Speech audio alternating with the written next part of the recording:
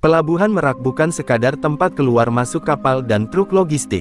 Ia adalah napas ekonomi sekaligus mimpi buruk bagi para kuli panggul, sopir, dan pedagang kecil.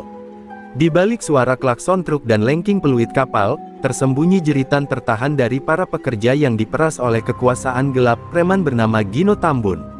Lelaki bertubuh raksasa dengan kepala pelontos dan tato ular kembar di punggungnya itu tak hanya ditakuti, tapi dipuja oleh anak buahnya seperti dewa jalanan. Ia bukan preman sembarangan, ia raja tanpa mahkota yang mengendalikan pelabuhan dengan tangan besi dan sabetan rantai baja. Setiap pagi, Gino duduk di sebuah bangku besi di pos tengah pelabuhan, seperti raja yang menunggu upeti dari rakyatnya. Buruh yang terlambat setor, uang jatah, langsung dihajar tanpa banyak tanya. Ada yang digantung kakinya di dermaga, ada yang dibuang ke tongkang tua. Tak ada hukum, tak ada belas kasihan. Polisi sudah dibungkam dengan amplop tebal. Para kuli hanya bisa menunduk dan berharap hari ini bukan giliran mereka yang ditendang ke laut. Di tengah semua itu, datanglah seorang lelaki tua yang tampak asing, berjalan terlatih dengan memikul 2 karung semen di pundaknya. Bajunya dekil, wajahnya berkerut seperti tanah kering. Namanya Kang Dirman. Tak ada yang tahu dari mana ia datang. Tapi yang pasti, ia langsung bekerja tanpa banyak bicara. Anehnya, karung seberat 50 kg di kedua pundaknya tak membuat tubuhnya membungkuk. Ia hanya mengangguk saat dipanggil, dan tersenyum samar, senyum yang menyimpan luka dalam. Kehadiran Dirman mengundang tanya. Buru-buru lain sempat memperingatkan, jangan sok kuat di sini, Pak Tua. Gino gak suka kuli baru yang kelihatan beda. Tapi Dirman hanya menjawab lirih, saya cuma cari makan, bukan cari musuh. Ia tak tahu, atau mungkin pura-pura tak tahu, bahwa di tempat ini, bernapas pun bisa dianggap tantangan bagi kekuasaan Gino. Sore itu, Dirman duduk sendirian di dekat kontainer kosong, makan nasi bungkus yang ia bawa sendiri. Beberapa preman mendekat, matanya nyalang. Pak Tua, udah setor uang jatah belum? Tanya salah satu dari mereka sambil mengayunkan ranting besi ke telapak tangan. Dirman menatap mereka tanpa gentar, lalu menjawab pelan, saya cuma bawa tenaga. Kalau mau ambil, ambillah tenaga saya. Preman itu meludah, lalu menamparkan Dirman sampai nasi bungkusnya jatuh ke tanah. Tak ada yang membantu. Semua mata hanya menatap penuh iba tapi tak berdaya. Gino, yang melihat dari kejauhan, hanya tertawa. Hajar saja sekalian, biar tahu siapa yang berkuasa di sini, teriaknya. Kang Dirman jatuh tersungkur, darah mengalir dari keningnya. Tapi ia tidak melawan. Tidak saat itu. Malam turun, lampu-lampu pelabuhan menyala temaram, buruh mulai pulang. Tapi tubuh Kang Dirman masih tergeletak di tepi dermaga, tak bergerak. Orang mengira ia sudah mati, tapi tak seorang pun berani menyentuhnya. Biarin aja, mayat gak penting, ucap salah satu preman. Namun dini hari berikutnya, saat azan subuh berkumandang, seorang kuli melihat sosok Kang Dirman sedang menyapu pelataran dermaga, seperti tak pernah terjadi apa-apa. Darah di wajahnya mengering, tubuhnya tegak, dan matanya menyala seperti bara. Tak ada satu luka pun yang tersisa. Dan dari bayangan kontainer, seseorang yang melihat itu hanya bisa berbisik, Gusti Allah, orang itu bangkit lagi. Kabar tentang Kang Dirman yang bangkit dari kematian menyebar seperti api di tengah jerami kering. Para buruh berbisik-bisik di sela tumpukan peti kemas, sementara para preman mulai memasang mata curiga. Tak ada luka, tak ada memar, seolah tubuh tua itu tak pernah diseret dan dihajar semalam. Gino Tambun yang mendengar kabar itu hanya tertawa, tawa yang lebih mirip rangan binatang liar yang sedang terusik wilayahnya. Kalau dia bangkit, bikin dia mati. 2 kali, ujarnya sambil menghisap cerutu tebal di pos jaga. Pagi itu, Kang Dirman kembali bekerja seperti biasa. Ia memanggul 2 karung beras ke dalam truk logistik tanpa keluhan. Wajahnya tenang, tapi matanya menyapu sekeliling dengan tajam. Setiap langkahnya tampak berat, namun penuh keteguhan. Para buruh lain mulai menjaga jarak, bukan karena takut, tapi karena tak ingin ikut terseret masalah yang belum mereka mengerti. Satu hal yang pasti, lelaki tua itu bukan orang biasa. Di balik reruntuhan gudang tua yang sudah tak dipakai, seorang buruh muda bernama Randy memberanikan diri mendekat. Pak, semalam, saya lihat sendiri. Sampean digebukin, dilempar ke laut. Kok bisa pagi ini berdiri lagi? Tanya Randy setengah berbisik. Kang Dirman hanya tersenyum. Air laut tak bisa menelan orang yang sudah disiapkan oleh tanah. Dan kematian tak bisa mengambil nyawa yang sudah didoakan oleh luka, ucapnya dengan nada lirih tapi dalam, membuat Randy membeku mendengar kalimat itu. Beberapa preman mulai tak tenang. Mereka mulai menggali informasi. Siapa Kang Dirman sebenarnya? Dari mana dia datang? Kenapa tubuhnya bisa selamat setelah disiksa? Tapi tak ada yang tahu. Di KTP-nya hanya tertulis, Dirman bin Salim, kelahiran Sukabumi, tanpa alamat tetap.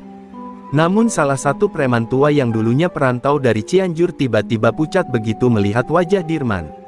Dia mirip jawara tua yang dulu hilang dari Gunung Salak 10 tahun lalu, gumamnya. Sore harinya, dua preman, Gimbal Wiro dan Tony Lons, mengadang Kang Dirman di balik truk. Mereka menyeringai, "Pak Tua, gak usah pura-pura sakti. Ini pelabuhan, bukan padepokan. Sekali lagi sampean sok jago, kita kubur hidup-hidup." Tapi Dirman tak menjawab. Ia hanya meletakkan karungnya ke tanah, menatap mereka satu persatu, dan berkata, "Kalau aku mati lagi malam ini, besok pagi, kalian berdua yang akan kubangunkan dari kubur." Ancaman itu tak diucapkan dengan marah, tapi dengan tenang, dan justru itulah yang membuat Gimbal dan Tony kehilangan kata-kata. Mereka mundur pelan, seolah baru melihat arwah gentayangan. Sementara Dirman kembali memanggul karungnya, melangkah pelan menuju gudang utama. Dan malam pun tiba dengan dingin yang mencengkeram. Gino Tambun berdiri di balkon pos atas sambil memandang ke arah Kang Dirman yang duduk diam di dekat api unggun kecil. Tatapan mereka bersilang, tak ada kata, hanya nyala mata yang saling mengukur. Di balik gelapnya pelabuhan Merak, dua kekuatan mulai saling menakar, satu berasal dari kekuasaan penuh darah, dan satu lagi dari keabadian yang lahir dari penderitaan. Malam itu, pelabuhan Merak seperti diam menahan napas. Angin laut berembus membawa aroma asin dan getir, seolah ikut menyaksikan sesuatu yang besar sedang mendekat. Di bawah temaram lampu dermaga, Gino Tambun mengumpulkan anak buahnya di sebuah gudang kosong. Terlalu banyak bisik-bisik soal kulit tua itu, katanya dengan nada marah. Besok pagi, sebelum ayam berkokok, mayatnya harus udah mengambang di perairan. Para preman bersorak, haus darah dan ingin menunjukkan kesetiaan mereka.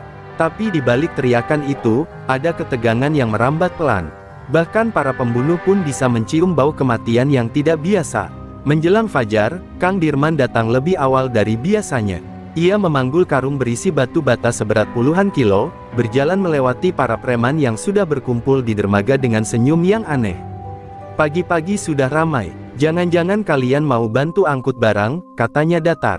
Tak satu pun menjawab, mereka langsung menyerang. Besi, balok kayu, pisau karat, semua menghujani tubuh Kang Dirman. Suara tulang retak terdengar, tubuhnya terguling ke tanah, darah membasahi lantai pelabuhan. Namun yang membuat ngeri adalah, ia tidak berteriak, tidak melawan. Ia hanya menatap satu persatu orang yang memukulnya, dengan tatapan kosong tapi menusuk.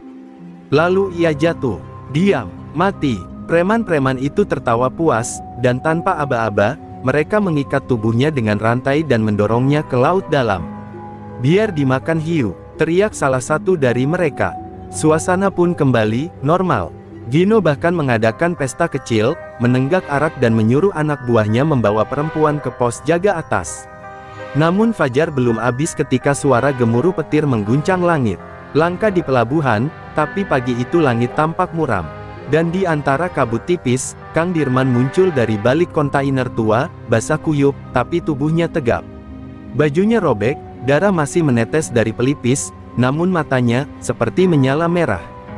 Ia melangkah pelan melewati para buruh yang kini terdiam membeku. Beberapa dari mereka langsung berlutut, membaca doa apapun yang mereka ingat. Salah satu preman, Tony Lons, yang ikut mendorong Dirman ke laut, melihat itu dari jauh. Ia gemetar, mencoba kabur lewat gang kecil menuju gerbang pelabuhan. Tapi langkahnya goyah, jantungnya berdetak seperti gendang perang. Dan tepat di persimpangan dermaga 3, Kang Dirman sudah berdiri menghadangnya. "Kau ingin aku benar-benar jadi hantu? Baik, tapi jangan kau menyesal saat kutuntut bayaran darahmu." Tony berteriak, mencoba menyerang dengan pisau, tapi belum sempat pisaunya menyentuh kulit, sebuah pukulan dari telapak tangan Kang Dirman menghantam dadanya. Tony terpental sejauh 3 meter, tubuhnya kejang, matanya mendelik putih. Tak ada darah yang keluar, tapi jiwanya seperti tercerabut. Ia pingsan dengan tubuh kaku, dan tidak pernah bisa bicara waras lagi sejak hari itu. Kejadian pagi itu menjadi cerita yang merambat cepat. Orang tua itu bangkit dari kematian 2 kali. 2 kali, bisik para buruh, sopir, bahkan petugas parkir kapal. Gino yang mendengar kabar itu membanting meja. Amarahnya berubah jadi bingung dan takut.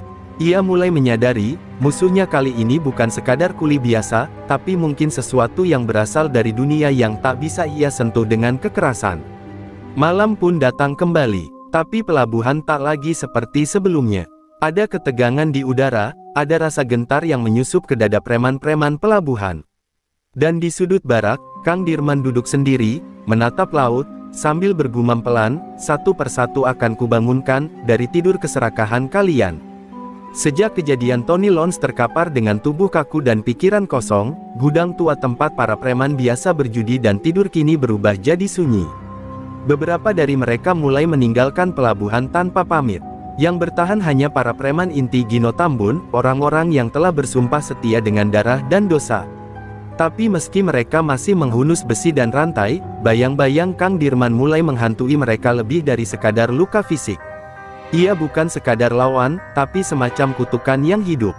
Di antara deretan kontainer rusak, Randy, buruh muda yang sejak awal merasa dekat dengan Kang Dirman, mendengar bisik-bisik dari 2 preman tua. "Gue inget sekarang, Dirman itu dulu dikenal sebagai Ki Dirman Sapu Angin, murid terakhir dari Padepokan Rawarontek di Gunung Salak. Ilmunya, bikin orang gak bisa mati kecuali atas kehendaknya sendiri. Yang lain menimpali, gila, jadi itu yang bikin dia bangkit terus. Ajian Rawarontek, bukannya itu udah punah sejak 30 tahun lalu." Randy membawa kabar itu ke Kang Dirman di tepi dermaga saat matahari mulai tenggelam. Tapi Dirman hanya menatap laut, diam cukup lama sebelum menjawab, "Ajian itu memang sudah ditinggalkan, karena terlalu mahal bayarnya.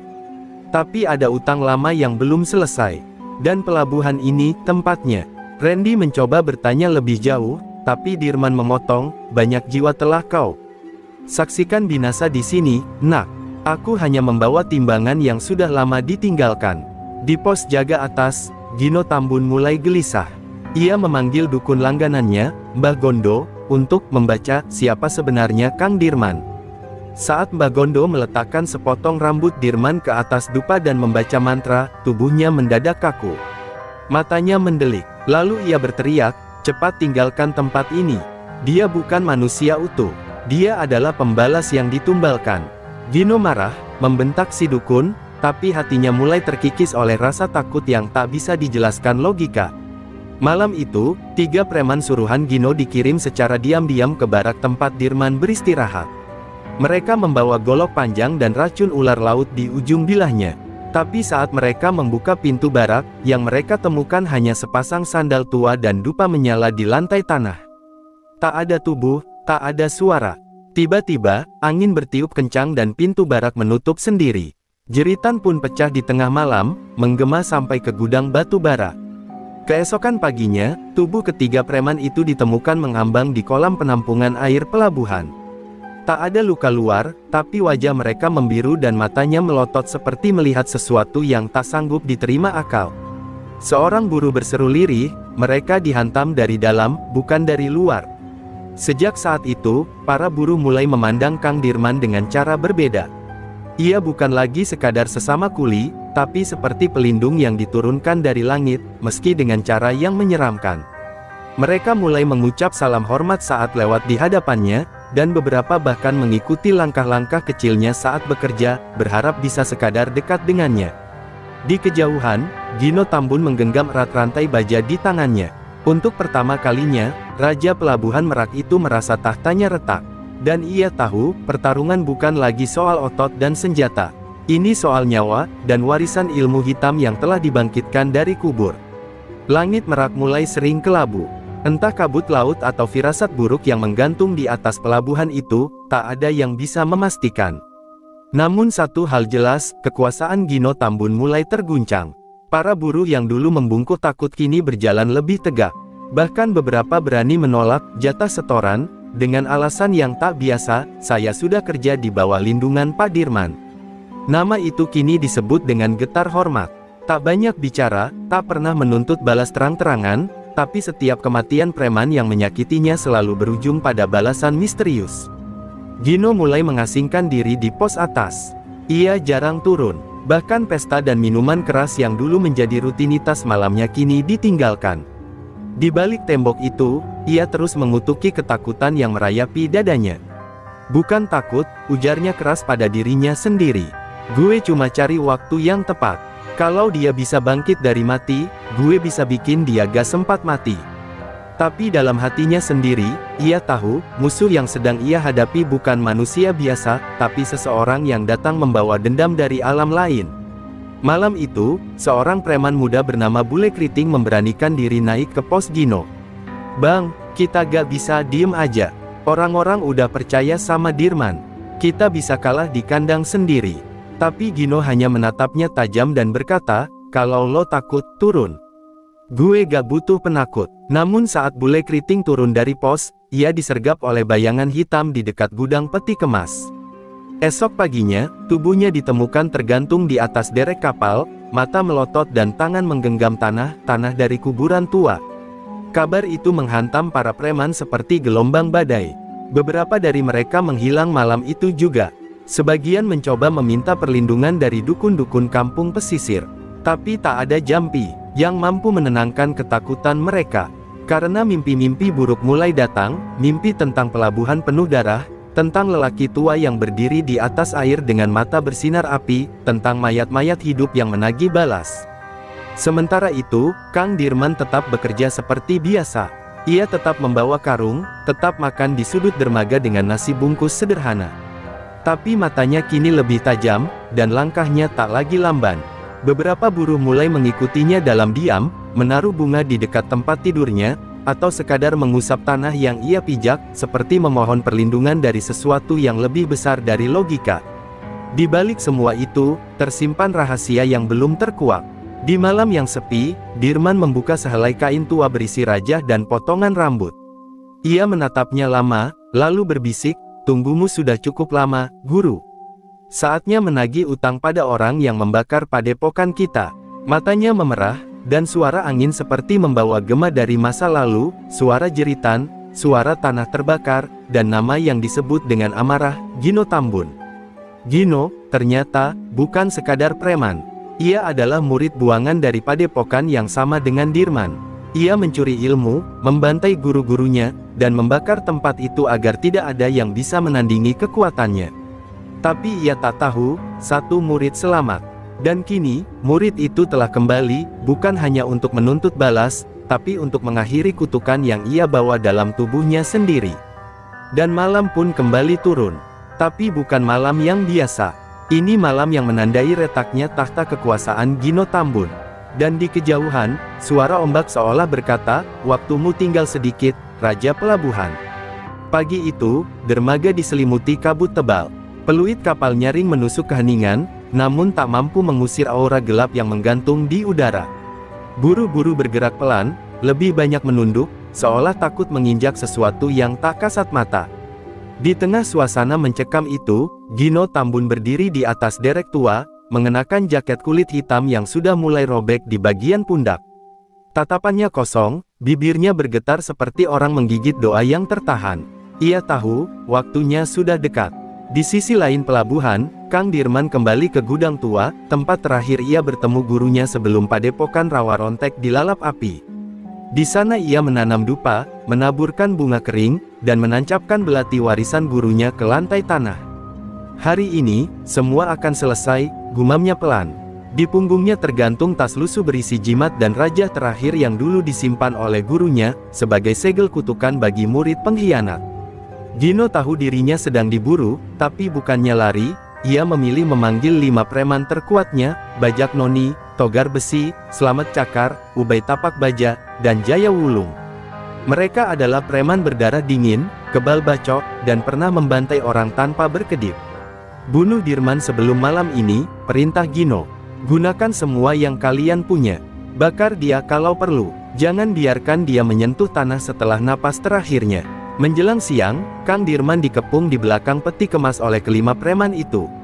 Tanpa banyak kata, mereka langsung menyerang. Bajak Noni menghantam dari belakang, namun Dirman membalikkan badan dengan gerakan cepat dan menamparkan dadanya.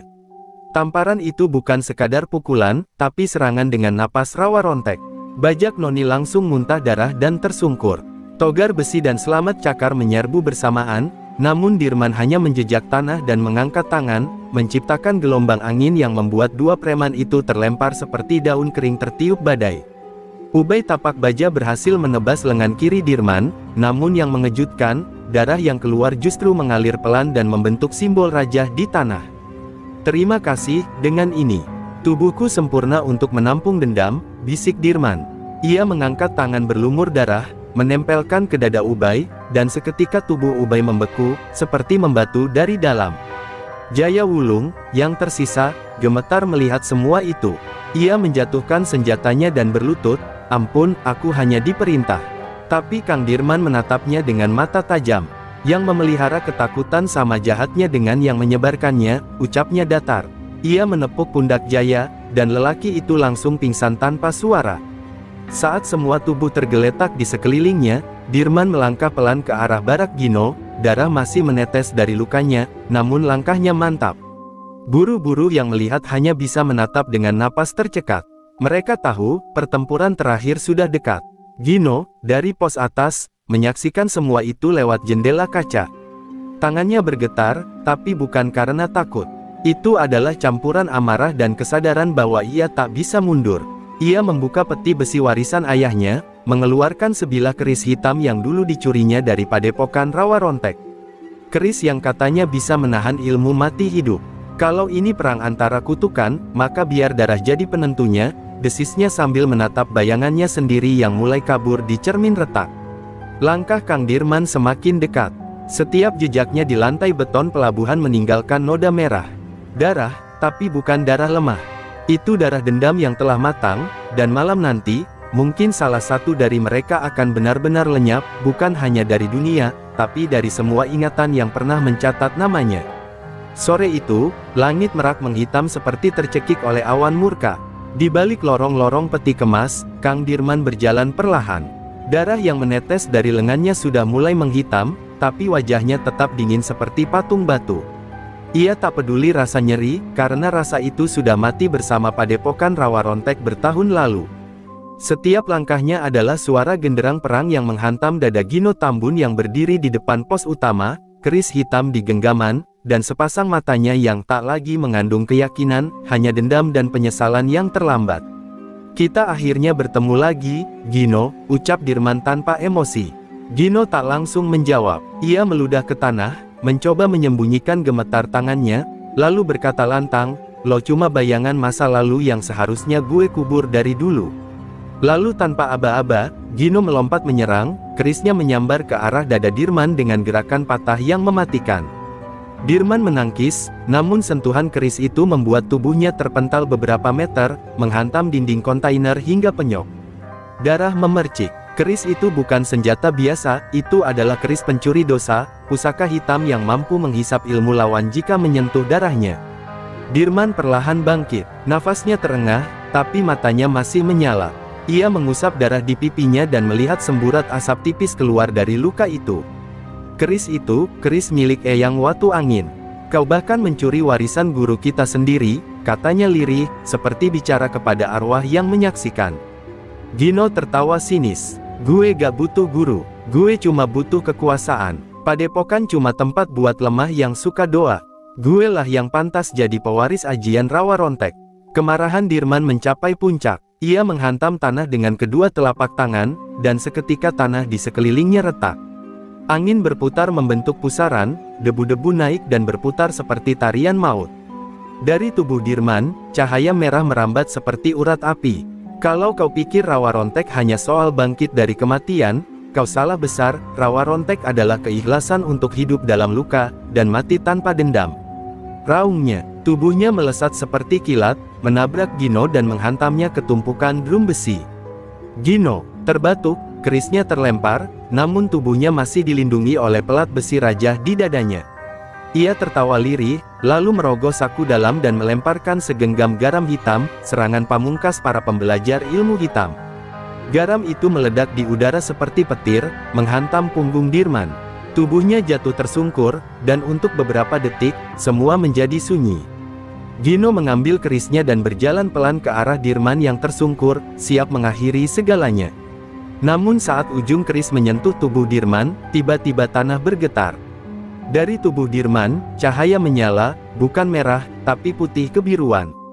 Udara jadi berat, suara desir laut menghilang. Ajian rawa rontek tahap terakhir, gumam Dirman, suaranya dalam dan bergema, seolah ia berbicara dari dalam dunia yang berbeda. Tubuhku sudah kau sentuh, Gino. Maka dosa-dosamu kini milikku, dan kau takkan pernah bisa lari darinya. Gino berteriak histeris saat matanya melihat bayangan dirinya sendiri dalam tubuh Dirman, bayangan penuh darah, api, dan wajah-wajah para korban yang ia bunuh. Tangan yang memegang keris mulai bergetar hebat, lalu melepaskannya. Berhenti, berhenti, gue bukan pembunuh, teriaknya, tapi gema rawa rontek tak bisa dibungkam. Saat itu, langit di atas pelabuhan memancarkan petir putih pertama yang menghantam ujung menara pengawas. Suara keras menggema, dan saat debu mereda, hanya satu sosok yang berdiri di atas beton berdarah, Kang Dirman. Langit merak menjadi saksi hening paling mengerikan dalam sejarah pelabuhan itu. Hujan turun pelan, seolah ikut berkabung, mencuci darah yang menghitam di atas beton. Gino Tambun berlutut, tubuhnya menggigil, matanya kosong menatap tanah.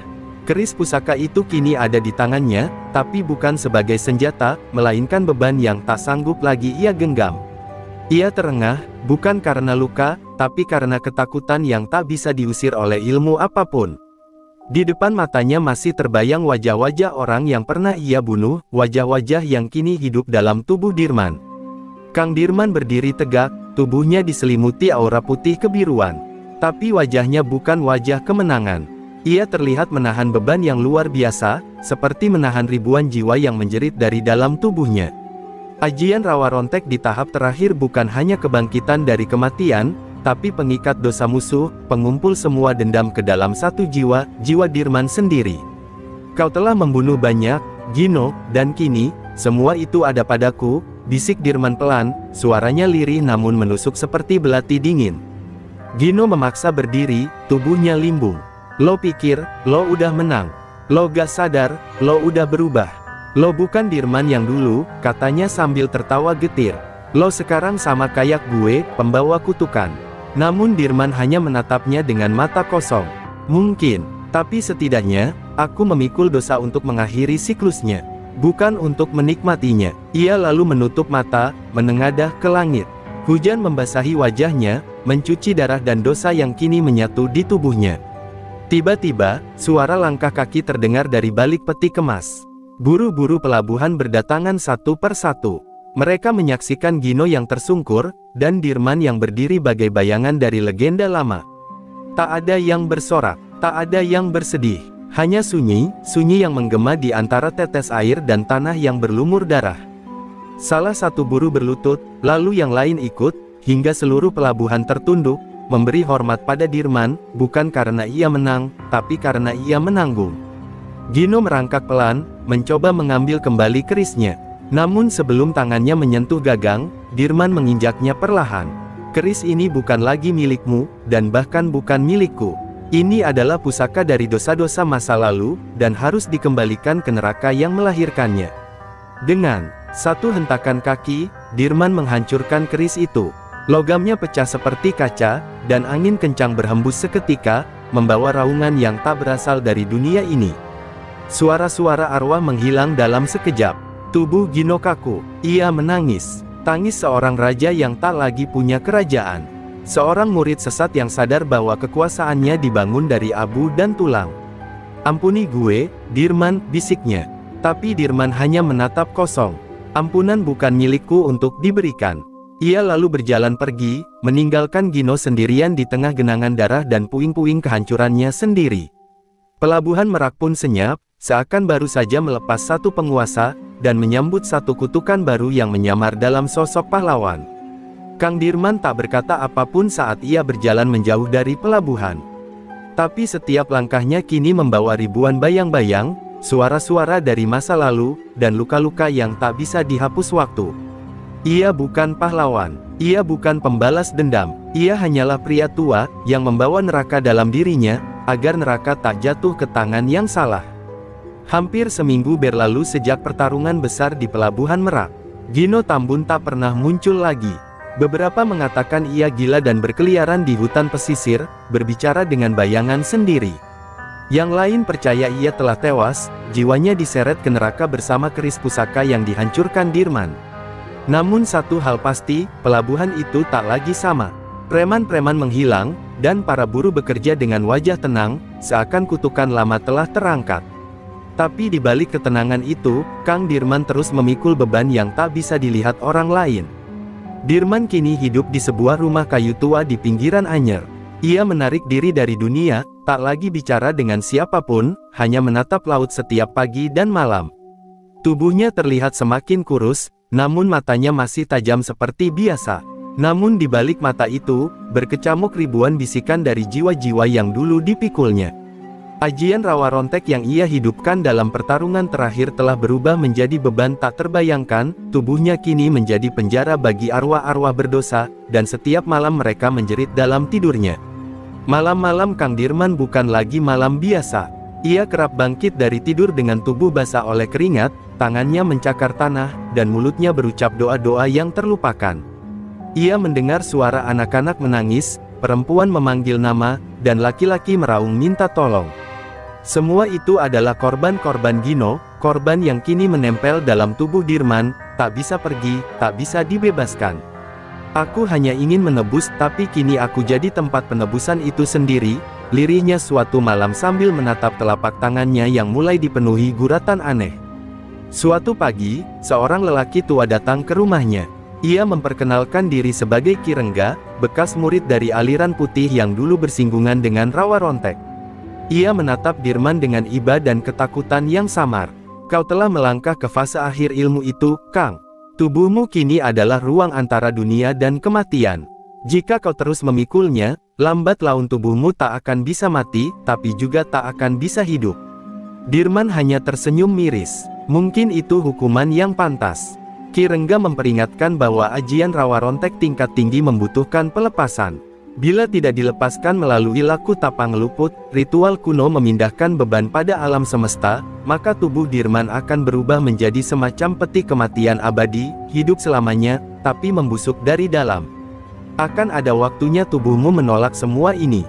Dan saat itu terjadi, kau akan kehilangan akalmu, kata Ki Rengga pelan.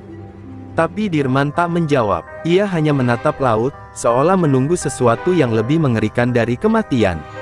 Malam harinya, Dirman duduk di tepi pantai. Ombak menghantam kaki telanjangnya. Di tangannya tergenggam sepotong kain kafan milik gurunya dulu. Ia membentangkannya di atas pasir, menulis mantra pembebas yang nyaris terlupakan. Tapi setiap kali ia mulai membaca doa pelepas ajian rawa rontek, tubuhnya gemetar hebat. Jiwa-jiwa di dalam dirinya meronta, menjerit, memohon agar tidak dilepaskan. Kami belum selesai, kami masih marah, suara itu bergema dari dalam dadanya, membuat Dirman terhuyung jatuh dan muntah darah hitam pekat. Dan malam itu, untuk pertama kalinya, Dirman menangis. Bukan karena sakit, tapi karena sadar bahwa dirinya telah menjadi lebih dari sekadar manusia. Ia kini adalah rumah bagi ratusan kutukan, dan ia tak tahu lagi apakah yang berjalan dengan dua kakinya masih bisa disebut Kang Dirman. Hanya lautan yang mendengar jeritannya malam itu, dan hanya bintang-bintang yang menyaksikan, bahwa seorang manusia, dalam usahanya menebus dosa, bisa berubah menjadi makhluk yang tak boleh mati, dan tak bisa hidup. Fajar menyapu langit Anyer dengan warna kelabu. Angin laut berhembus dingin, membawa bau garam dan sunyi yang menggantung di udara. Di atas bukit karang, Kang Dirman berdiri menghadap samudera, tubuhnya dibalut kain putih lusuh seperti seorang mayat hidup yang menolak dikubur.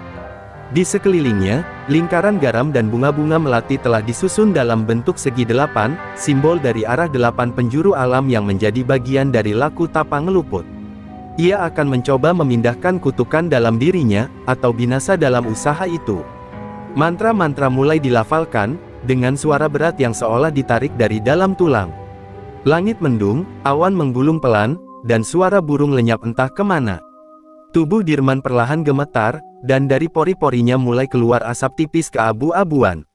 Itu adalah pertanda bahwa arwah-arwah mulai tercerabut. Satu persatu, suara rintihan dan teriakan menggema dari tubuhnya, membuat tanah di sekelilingnya bergetar seperti napas bumi yang sesak. Aku tak akan menyakiti lagi, lirihnya, menahan jerit dari ratusan jiwa yang meronta. Namun pelepasan itu tak berjalan sempurna. Tiba-tiba tubuh Dirman tersentak, seperti ditarik dari belakang oleh tangan tak kasat mata. Matanya membelalak. Dari balik semak, muncul sosok hitam tinggi besar, bayangan Gino, yang rupanya telah berubah menjadi entitas arwah gentayangan. Dosa yang paling berat dari semua korban rawa rontek. Kau pikir bisa lepas dariku begitu saja, Kang Dirman? Raungnya, suaranya seperti serak baja diseret kerikil, dan udara di sekitar langsung berubah dingin menggigit. Dirman berlutut, tubuhnya dipaksa menanggung kembali semua jiwa yang mulai terlepas. Bayangan Gino menyerap kembali arwah-arwah yang beterbangan, lalu menancapkannya ke dada Dirman. Tubuh sang kuli panggul jatuh tersungkur, bergetar keras. Kau terlalu lemah untuk jadi rumah dosa, ujar sosok itu.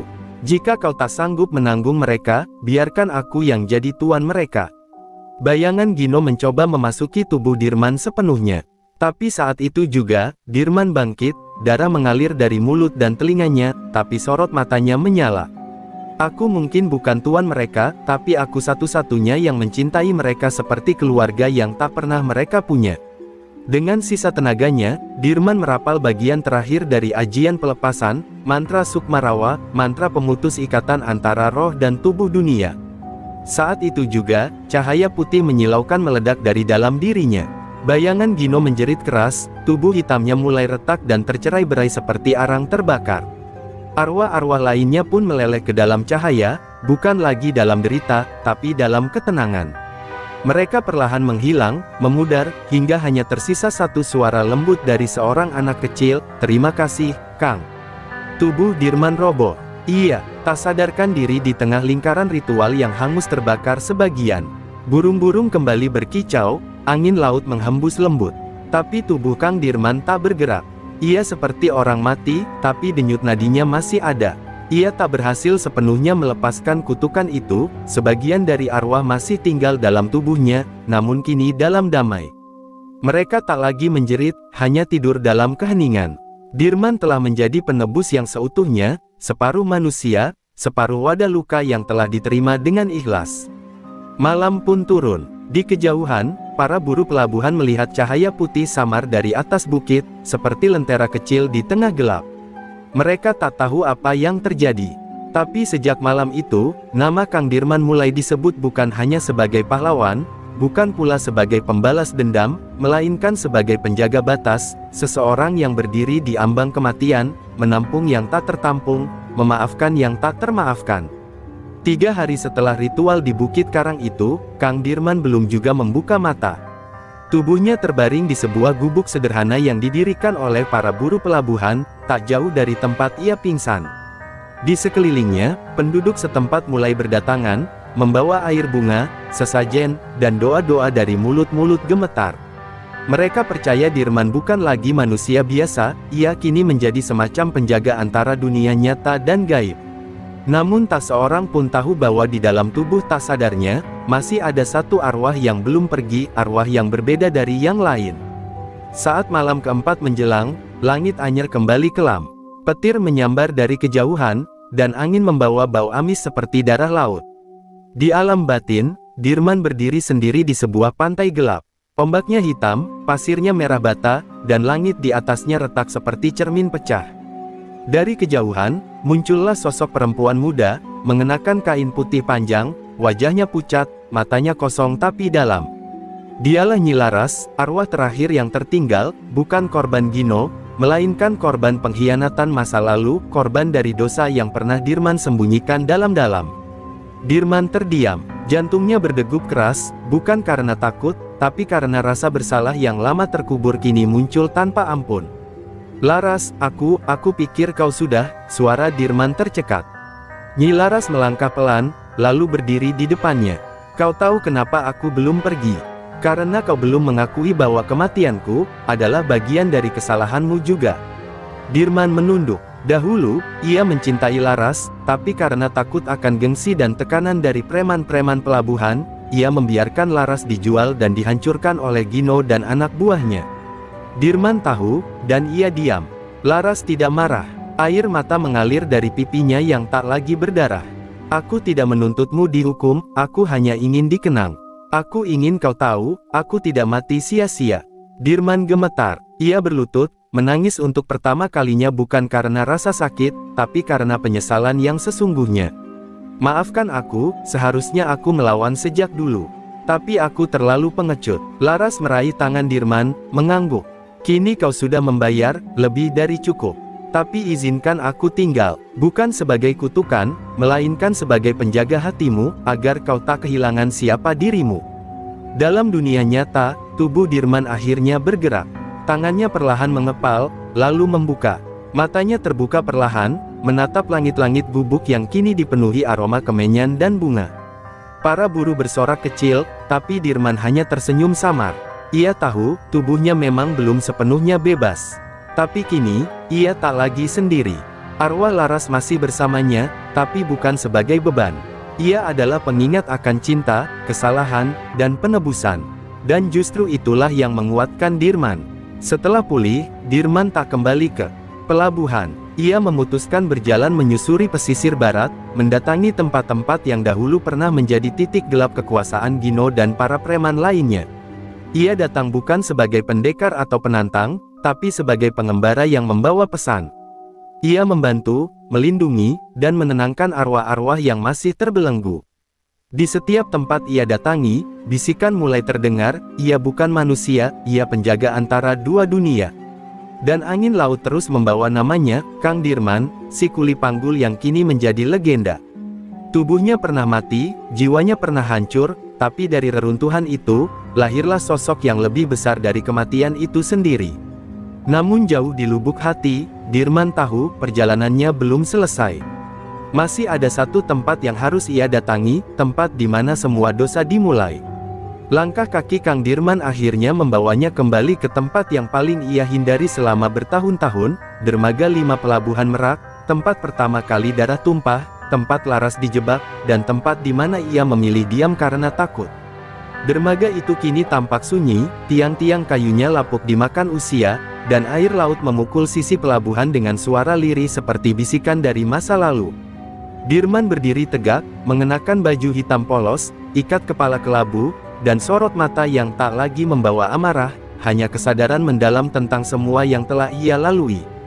Seketika angin berubah, langit mendung, aroma anyir darah kembali menguar dari bawah lantai dermaga. Dirman mengatupkan mata. Dalam keheningan itu, ia mulai mendengar kembali jeritan-jeritan lama, suara Laras, suara para perempuan lain yang dijual, suara kuli-kuli yang dipukul hingga mati karena menolak tunduk pada Gino. Semua suara itu seperti menyeruak dari celah papan kayu dermaga. Tiba-tiba, kabut pekat naik dari laut, menyelimuti sekitar. Dirman tahu, tempat ini belum selesai. Ini bukan hanya tempat fisik, ini pusaran jiwa. Dari balik kabut, muncul bayangan-bayangan hitam. Puluhan, mungkin ratusan. Mereka bukan manusia, tapi juga bukan setan.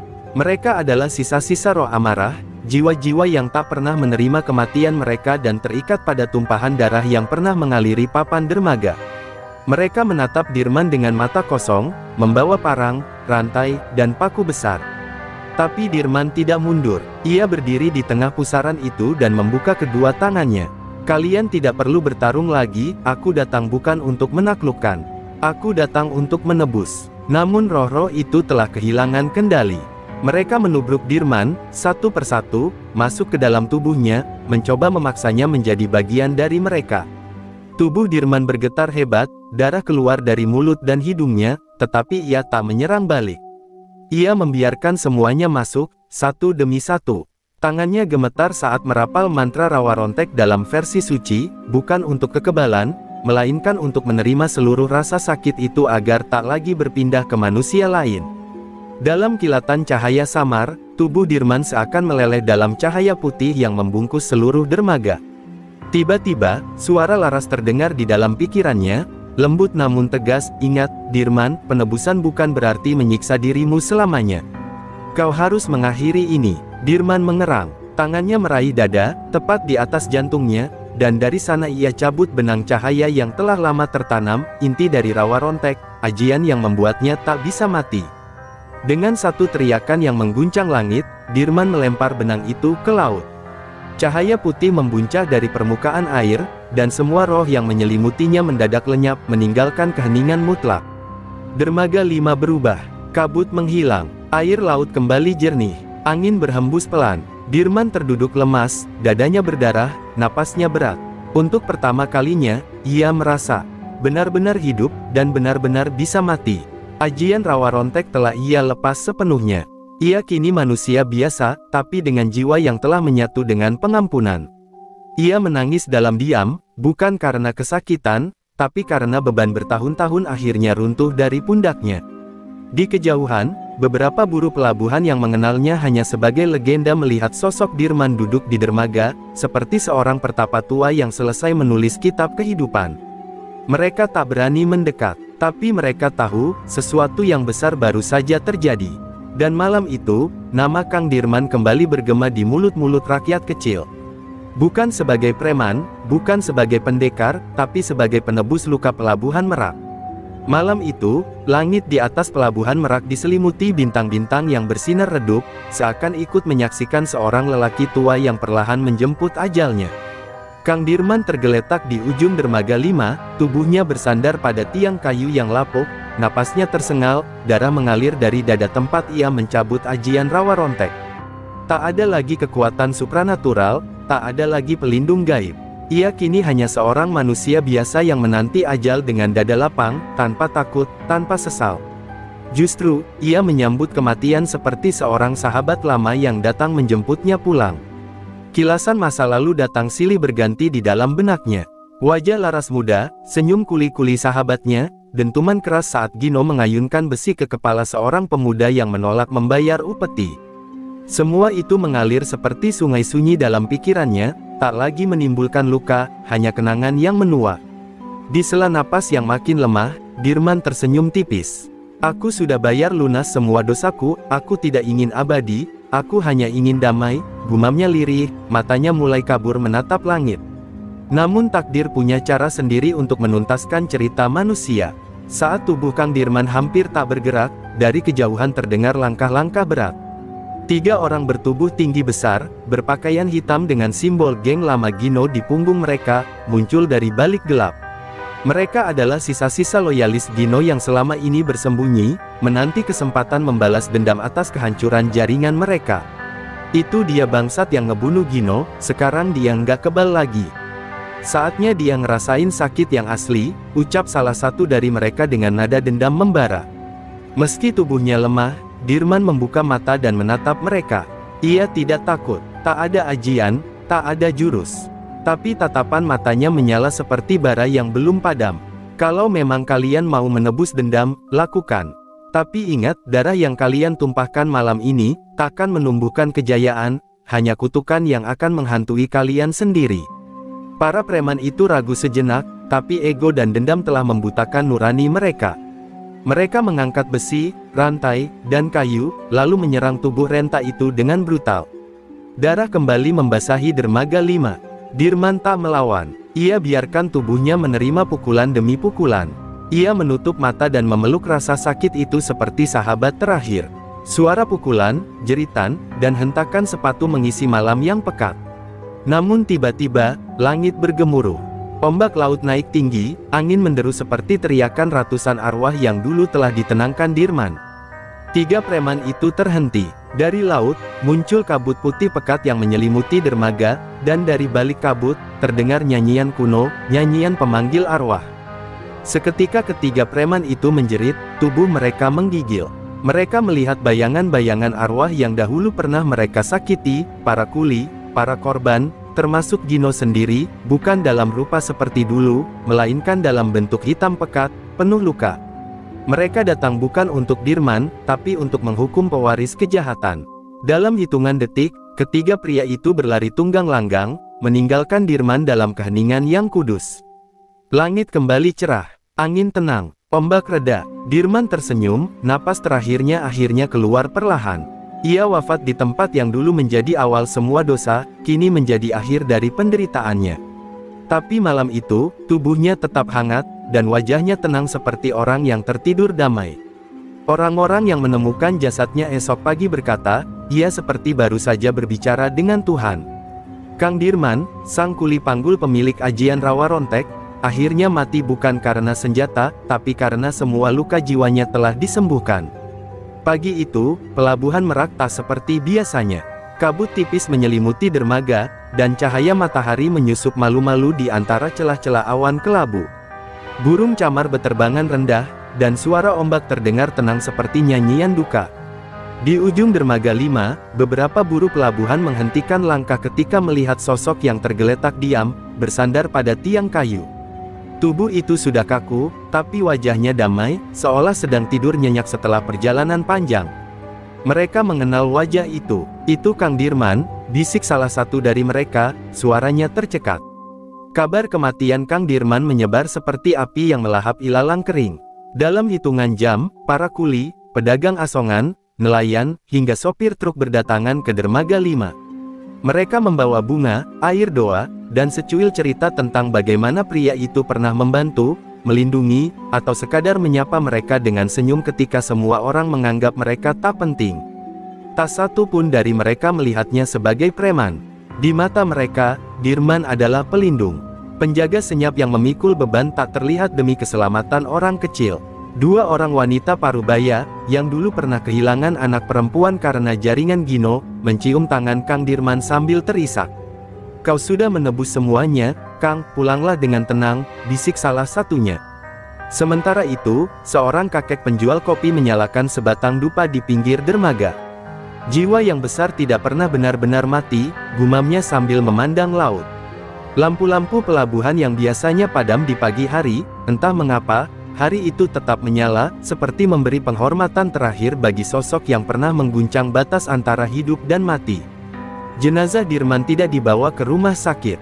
Atas kesepakatan para buruh dan warga pelabuhan, tubuhnya dimandikan dan dikafani di musala kecil tempat biasa ia salat jika sempat. Di sana, orang-orang bergiliran mengangkat jenazahnya untuk disalatkan. Tak ada pejabat, tak ada wartawan, tapi tangisan dan doa bergema lebih tulus dari apapun. Mereka menyemayamkan tubuhnya di tanah tinggi tak jauh dari tebing, menghadap ke laut. Di batu nisannya, hanya terukir Kang Dirman, kuli, penebus, tanpa gelar, tanpa ajian, tanpa cerita tentang kesaktiannya. Namun legenda Kang Dirman justru mulai tumbuh setelah kematiannya. Para kuli pelabuhan mulai menyebarkan cerita bahwa setiap malam Jumat Kliwon, lampu di dermaga 5 akan menyala sendiri, meski tidak ada aliran listrik.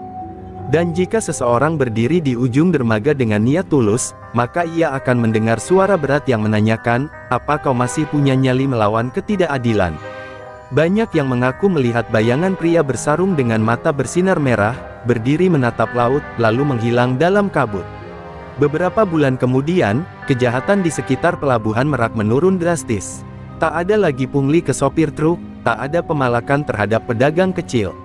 Setiap kali ada preman baru yang mencoba merusak ketenangan, mereka mendadak jatuh sakit atau dihantui mimpi buruk yang sama, mimpi tentang seorang lelaki bertubuh lelah tapi bermata tajam yang berdiri di ujung dermaga dengan tangan bersimbah darah, berkata, "Cukup sudah."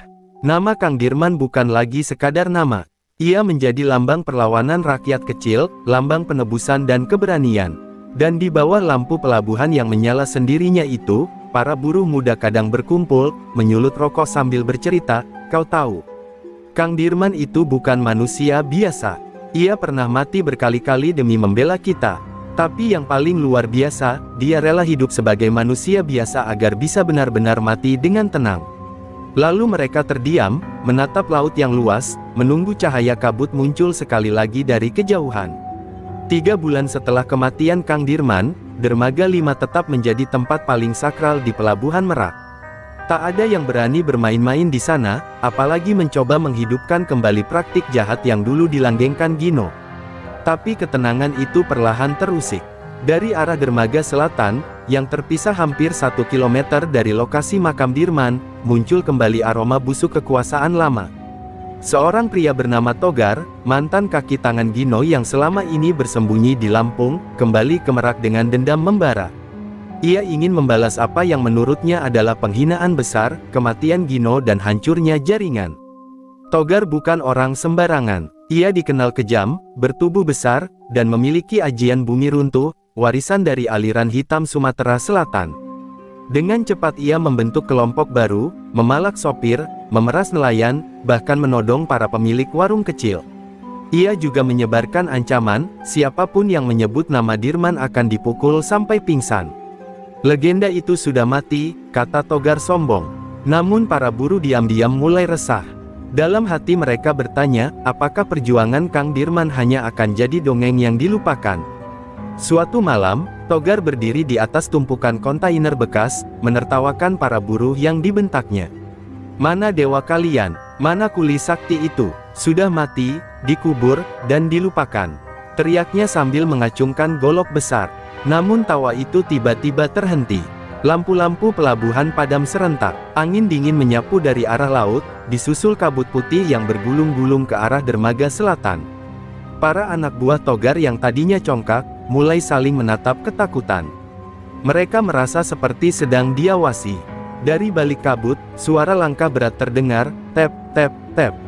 Togar menggeram. Siapa di sana? Keluar kalau kau jantan. Tapi tak ada jawaban. Hanya angin yang semakin kencang dan suara gemeretak papan dermaga seperti retakan tulang. Lalu, di antara kabut, tampak siluet lelaki bertubuh sedang, mengenakan sarung, dan berdiri dengan satu tangan menggenggam karung lusuh. Matanya merah membara, tapi wajahnya tenang. Kau cari keadilan dengan memukul orang lemah. Suaranya berat, dalam, dan seperti bergema dari dalam tanah. Tubuh Togar membeku. Ia tahu siapa itu, tapi otaknya menolak mempercayai, karena Dirman sudah mati. Togar melompat turun, mengayunkan golok dengan amarah yang dipenuhi rasa takut. Tapi bayangan itu menghilang secepat kilat, muncul kembali di belakangnya. Sekali pukulan dari karung lusuh itu, tubuh Togar terpental 4 meter, jatuh menghantam tumpukan kayu.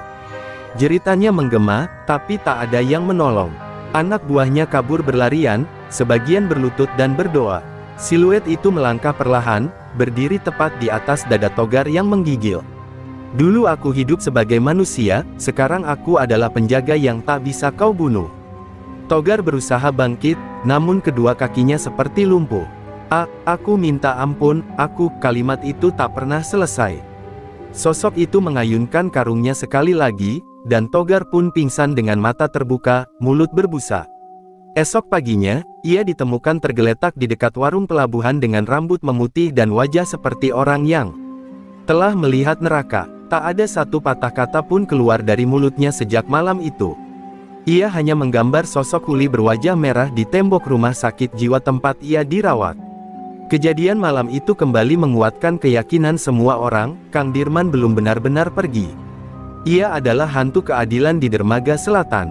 Kini, setiap orang yang mencoba menindas atau berbuat zalim di sekitar pelabuhan, akan mengingat malam saat kabut turun, lampu padam, dan suara langkah seorang kuli terdengar, disusul bisikan lirih, aku belum selesai. Dan dengan itu, nama Kang Dirman menjadi lebih dari legenda.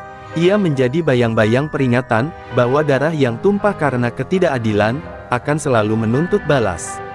Sejak malam ketika Togar terkapar dengan rambut memutih dan jiwa hancur, suasana di pelabuhan Merak berubah total. Tidak hanya rasa takut yang membayangi para preman, tetapi juga harapan baru yang mulai tumbuh dari dalam hati para kuli, buruh, dan rakyat kecil. Mereka sadar bahwa sosok Dirman mungkin telah tiada, tapi semangatnya tak akan pernah mati.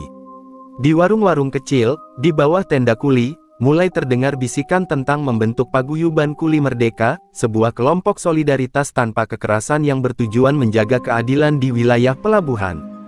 Pemimpin dari kelompok ini bukanlah orang berpendidikan tinggi, bukan juga orang sakti. Ia adalah seorang pemuda kurus bernama Sanip, cucu dari sahabat lama Kang Dirman semasa masih muda. Sanip dikenal pendiam, pekerja keras, dan tak pernah mau menerima sogokan dari siapapun. Ia mungkin tidak memiliki ajian rawa rontek seperti almarhum Dirman, tapi ia memiliki tekad yang menyala dan hati yang jujur. Ketika pertama kali berdiri di depan para kuli dan berkata, kalau kita tidak jaga pelabuhan ini, siapa lagi? Dirman sudah memulainya, sekarang giliran kita. Semua orang terdiam, lalu bertepuk tangan. Namun, perjuangan mereka tak semudah mengusir preman dengan karung ajaib. Ancaman datang dari berbagai arah, aparat yang korup, oknum lama yang ingin menghidupkan bisnis gelap, hingga tekanan dari luar kota. Beberapa dari mereka mulai kehilangan semangat. Tapi malam-malam mereka selalu diterangi satu hal, setiap kali mereka ingin menyerah, kabut tipis turun ke pelabuhan, dan lampu di dermaga 5 berkedip sendiri. Seakan memberi isyarat bahwa seseorang sedang mengawasi, melindungi, dan memberi restu dari alam lain.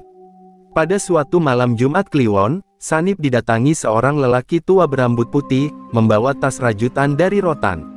Ia memperkenalkan dirinya sebagai Kirandu, mantan guru Kang Dirman saat masih muda, yang telah lama mengasingkan diri di Gunung Karang. Kirandu membawa sehelai kain putih dan sebatang kayu kecil yang diukir dari serpihan papan dermaga 5. Dirman menitipkan ini padaku, katanya, kalau kelak darahnya ditumpahkan untuk kebaikan, maka warisan semangatnya harus dijaga. Sekarang waktunya aku serahkan padamu, ucapnya lirih.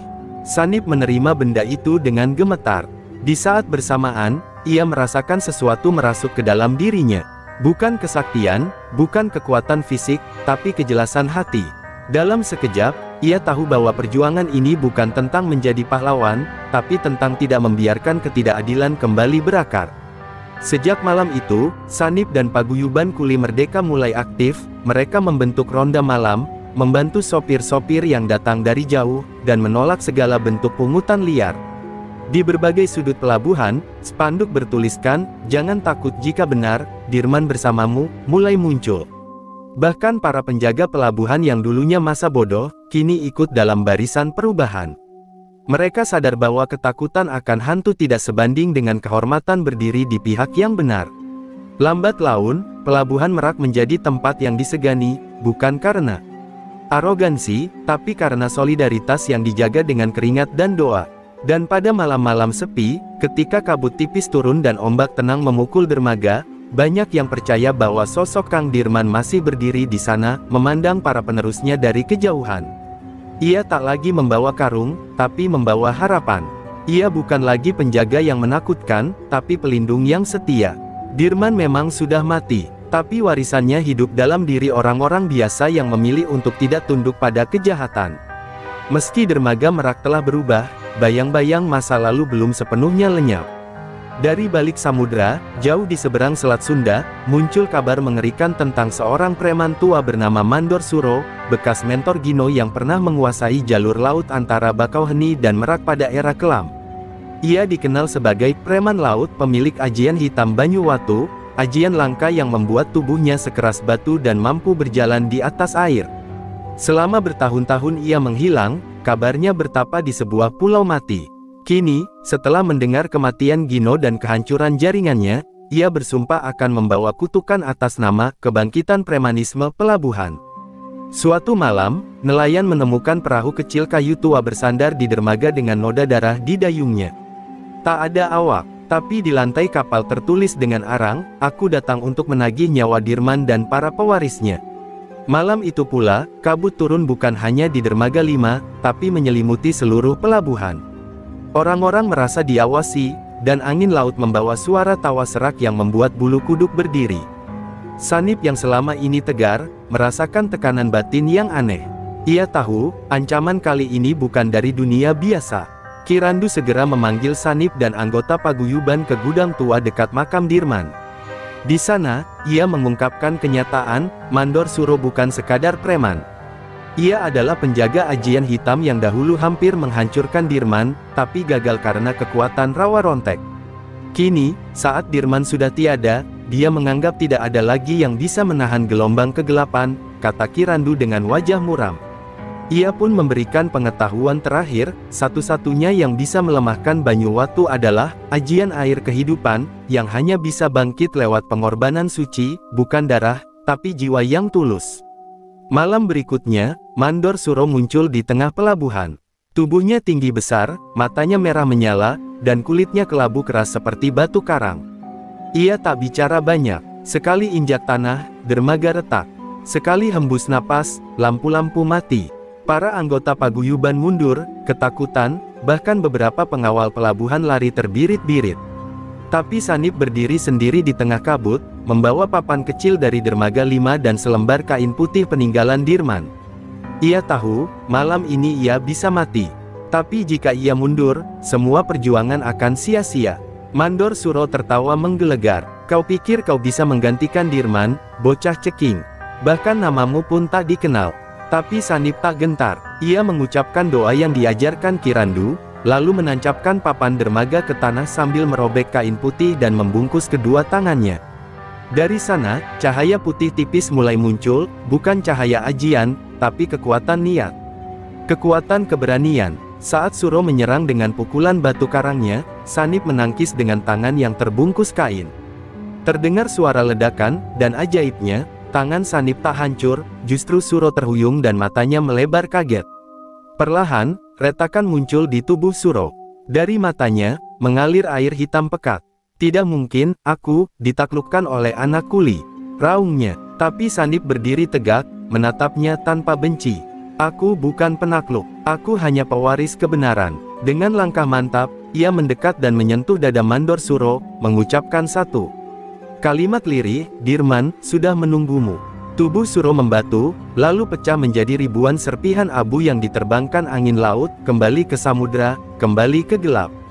Malam itu, langit merak cerah untuk pertama kalinya setelah bertahun-tahun. Tak ada kabut, tak ada ketakutan. Dan dari dermaga 5, terlihat siluet sosok bersarung berdiri sebentar, menatap laut, sebelum perlahan menghilang bersama cahaya bulan. Para buruh tahu, satu babak telah usai. Tapi perjuangan masih panjang. Sanip tak pernah mengklaim dirinya sebagai pahlawan. Ia hanya bilang, aku hanya seorang kuli, seperti Dirman. 2 minggu setelah lenyapnya Mandor Suro dalam debu kutukannya sendiri, pelabuhan Merak mengalami perubahan yang belum pernah terjadi sejak era kemerdekaan. Tidak ada lagi suara bentakan preman, tak terdengar lagi isak takut dari buruh baru, dan tak terlihat pungli bersembunyi di balik loket atau warung. Semua yang dulunya gelap perlahan menjadi terang. Dermaga 5, tempat segala awal dan akhir terjadi, kini dijadikan tempat ziarah senyap oleh para buruh. Mereka tak menaruh bunga atau dupa, tapi cukup duduk di sana, memejamkan mata, dan membisikkan nama, Dirman. Sanip, yang dulunya hanya dikenal sebagai cucu tukang tambal, kini dihormati bukan sebagai pemimpin, tapi sebagai penjaga nilai. Ia tetap menolak jabatan, tetap mengangkut karung dari kapal ke gudang, tetap minum kopi hitam di warung Ibu Enah. Tapi kini, setiap langkahnya diikuti bisik hormat dan rasa tenang. Di pundaknya, ada warisan yang lebih berat dari ajian apapun, kepercayaan. Kalau Sanip masih di pelabuhan, kami nggak takut lagi, ucap para sopir. Bahkan para pejabat lokal, yang dulu pura-pura buta, mulai datang dan menawarkan dukungan. Tapi Sanip hanya bilang, jangan datang karena takut, datanglah karena sadar. Pada suatu malam, langit merak bersih. Tidak ada kabut, tidak ada angin ganjil. Dermaga tampak damai. Tapi di tengah keheningan itu, Sanip terbangun karena mendengar suara pelan memanggil namanya dari arah dermaga 5. Ia berjalan sendiri, tanpa membawa apapun. Di sana, ia melihat siluet samar, bukan sosok menyeramkan, tapi bayangan bersarung yang berdiri menghadap laut. Sanip tak berkata apa-apa. Ia tahu siapa itu, dan untuk pertama kalinya, bayangan itu menoleh ke arahnya dan tersenyum. Sudah waktunya aku benar-benar pergi, ujar suara itu, lembut dan dalam. Merak tak butuh aku lagi. Tapi jaga tempat ini, bukan dengan pukulan, tapi dengan hati. Sanip menunduk. Apakah aku sudah cukup kuat, Kang? Tanyanya lirih. Sosok itu mengangguk. Kekuatan bukan soal ajian, tapi soal siapa yang tetap berdiri saat semuanya runtuh. Dan dalam sekejap, bayangan itu menghilang. Tidak meledak, tidak berkilat. Hanya perlahan-lahan larut seperti kabut yang lelah. Dan malam itu, untuk pertama kalinya, dermaga 5 tidak memiliki bayangan. Esok paginya, para buruh menemukan sebuah karung lusuh tergantung di tiang kayu tua. Di dalamnya tidak ada apapun, hanya selembar kain putih dan secarik tulisan tangan. Jika ada yang menindas, ingatkan bahwa pelabuhan ini pernah dijaga oleh seorang kuli. Sanip menggulung karung itu dengan hati-hati, lalu menyimpannya di gudang tua, persis di tempat Dirman dulu menghabiskan malam-malam terakhirnya. Ia tahu, legenda itu sudah selesai. Tapi bukan untuk dilupakan, melainkan untuk dikenang sebagai tonggak keberanian orang kecil. Tahun-tahun berlalu, dermaga berkembang, anak-anak buruh sekolah tinggi, pelabuhan mendapat penghargaan nasional, dan tidak ada satupun ormas atau preman yang berani memungut liar. Tapi cerita tentang Dirman selalu diceritakan ulang oleh para orang tua kepada anak-anak mereka. Mereka bilang, dulu, pelabuhan ini diselamatkan bukan oleh polisi, bukan oleh jenderal, tapi oleh seorang kuli panggul yang tidak mau diam saat ketidakadilan merajalela. Dan dengan begitu, kisah ini tidak pernah berakhir. Ia hidup di tiap seragam buruh, di tiap tumpukan karung yang dipanggul dengan jujur, dan di tiap malam ketika angin laut bertiup perlahan menyentuh dermaga. Karena selama masih ada yang memilih melawan dengan keberanian hati, Dirman belum pernah benar-benar pergi.